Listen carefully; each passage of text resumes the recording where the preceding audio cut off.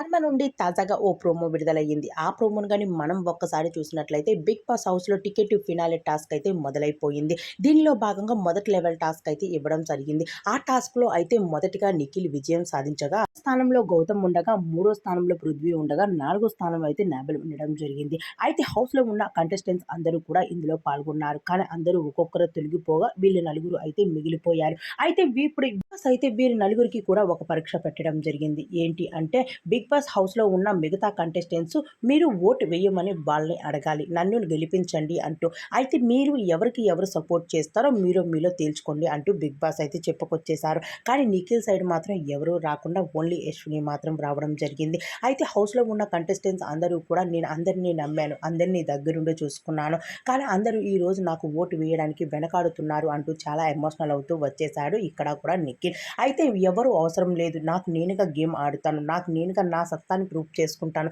మరోసారి నా సత్తాని మీరే చూస్తారు అంటూ ఒక్కసారిగా ఫైర్ అవుతూ ముందడుగు వేసేసాడు నిఖిల్. మరి ఇందులో విజయం సాధించేదే ఫస్ట్ ఫైనలిస్ట్‌గా నిఖిల్ అయితే నిల్చుంటాడా అంటే మనం చూడాల్సిందే.